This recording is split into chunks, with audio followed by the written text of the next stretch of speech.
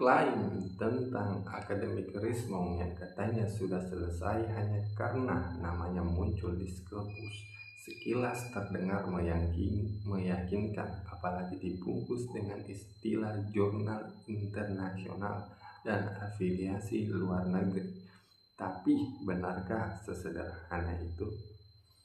Nah, kali ini kita akan bicara standar akademik, bukan persepsi. Karena dalam dunia ilmiah, kebenaran tidak ditentukan oleh tampilan layar, melainkan oleh karya yang bisa diverifikasi.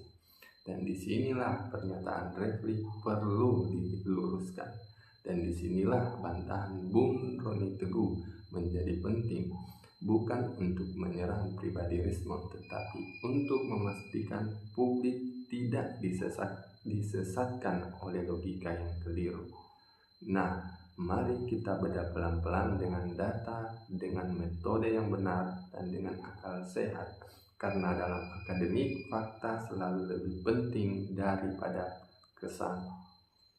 Kemudian klarifikasi berikutnya adalah mengenai Rismond. Tolong tampilkan yang saya kasih tadi, ya. Kasihan sekali Rismond. Dia peneliti, kalibernya sudah internasional. Bukunya banyak di Amazon. Coba Anda searching dalam bahasa Inggris. Anda mau menjawab Bang Rismond, ya. Dokter palsu nih ya? Iya. Nah itu, coba lihat. Oke. Nih, kalau dia menggunakan cyanipar Rismond, nggak ada. Tidak ada. Kosong. Coba menggunakan cyanipar RH. Mana? Tuh, Yamaguchi University. Tuh, cyanipar RH. Ada. Apa? Dari apa ini? Ini dia searching untuk melihat database penulis, author dan lain sebagainya. Jadi itu jurnal. Ini jurnal atau apa? Jurnal internasional. Oke. Dan ini tidak mungkin dipalsukan, Yamaguchi University. Ini kan hasil searching dari Fit Adrison yang kemudian memberikan kepada saya. Jadi kalau orang mengatakan Rismond itu nggak ada, itu salah searching.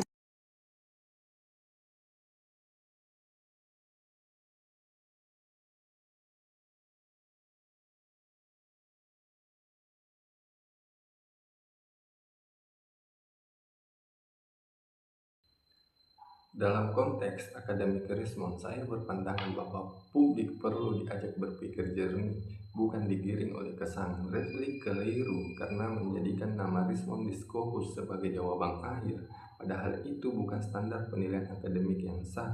Keberadaan Rismond di Scopus memang fakta, tapi fakta itu tidak berdiri sendiri. Yang menentukan nilai akademik adalah apa karya ilmiahnya, dalam posisi apa ia menulis, dan apakah publikasi tersebut memenuhi syarat doktoral. Tanpa penjelasan itu, menampilkan Scopus justru menyesatkan. Dan disinilah Bung Roni Teguh lebih meyakinkan. Ia tidak menyangkal keberadaan nama Rismond, tetapi menguji klaim akademiknya secara utuh, menelusuri disertasi, memeriksa arsip universitas, mengecek posisi penulis, dan memastikan ke penerbit jurnal. Pendekatan ini bukan menyerang pribadi Rismond, melainkan menjaga integritas akademik. Karena itu saya mengajak publik untuk tidak berhenti pada tampilan luar. Akademik Rismond tidak bisa dibela dengan screenshot, tapi hanya dengan verifikasi yang lengkap dan terbuka. Dan selama pembelaan Refli masih bertumpu pada kesan, bukan substansi, maka kritik terhadapnya tetap sah dan beralasan. Intinya sederhana, nama Rismond di Scopus adalah titik awal, bukan titik akhir.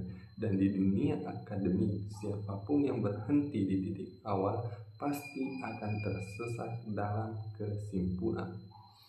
Saya kira itu dari saya. Wallahul muwaffiq ila aqwamit thariq. Wassalamualaikum warahmatullahi wabarakatuh.